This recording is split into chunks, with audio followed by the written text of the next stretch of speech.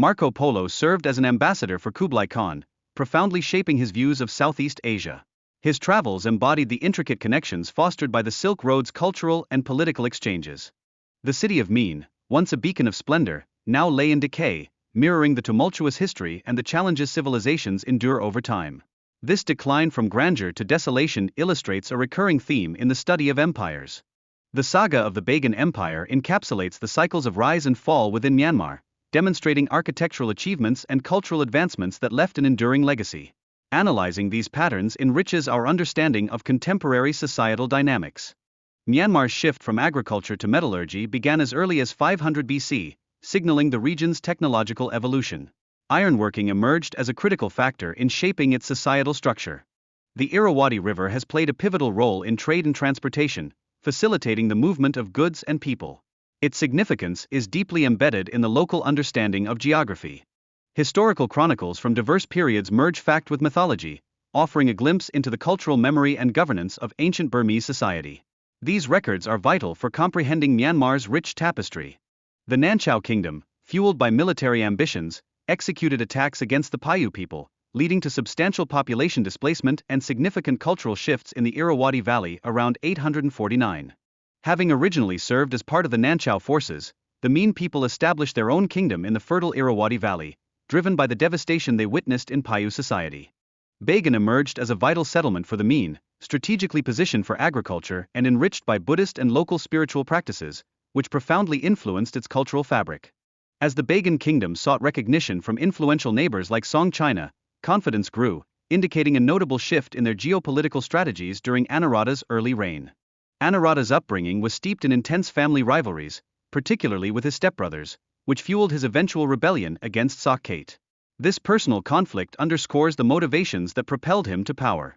The legendary duel between Anuradha and Sakkate symbolizes the epic nature of their struggle, akin to tales found in medieval romances.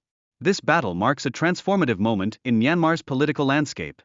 Anuradha's ambitious construction projects included 43 forts along the Irrawaddy River, fortifying the northern border against potential invasions. These strategic fortifications safeguarded valuable agricultural land and vital military routes.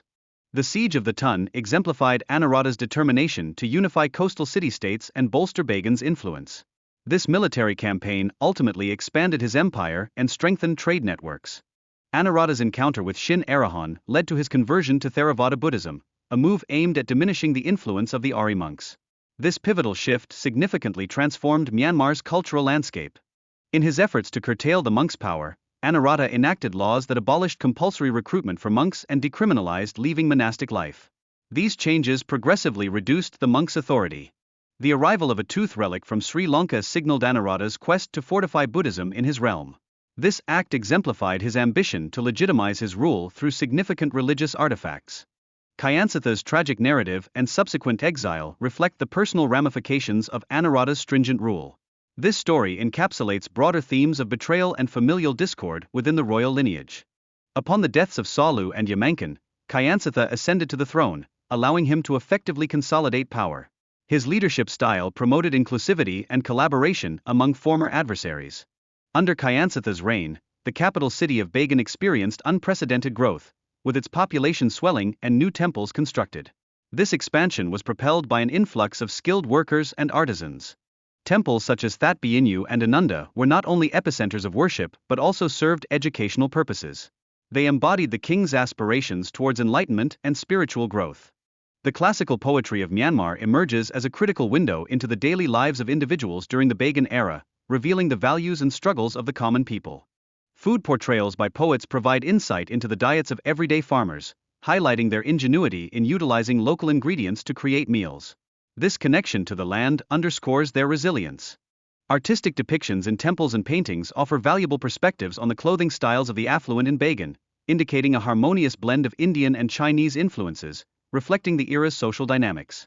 The evolving power dynamics between the monarchy and the church revealed a reliance on religious legitimacy, while churches amassed considerable wealth and land. This intricate relationship ultimately weakened royal authority. The Sasana practice allowed kings to reclaim wealth from the church, yet it often led to renewed donations from the populace, further entrenching the church's influence. This cycle sustained the church's dominance over the economy. The transformation of religious institutions from supportive allies to burdensome entities signified a failure to adapt to evolving realities. This disconnect precipitated the eventual political collapse of Bagan. Bagan's declining capacity to manage land and resources left it vulnerable to external conflicts. The rebellions of 1258 exemplified this fragility and the empire's significant challenges. Kublai Khan's ascent and the establishment of the Yuan dynasty triggered notable shifts in regional control, as he aimed to consolidate authority over territories once governed by the southern Song dynasty.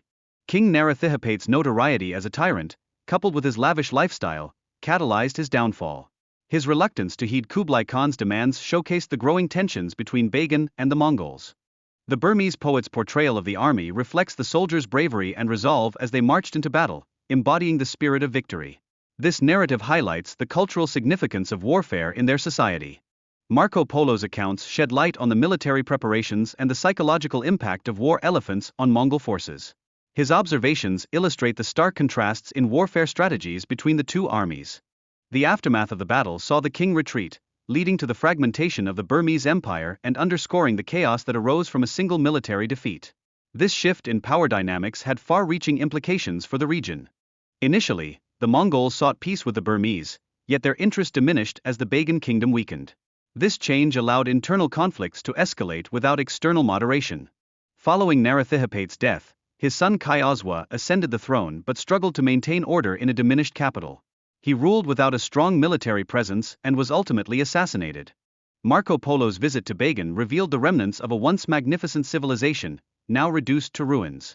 His observations reflected the broader theme of historical impermanence.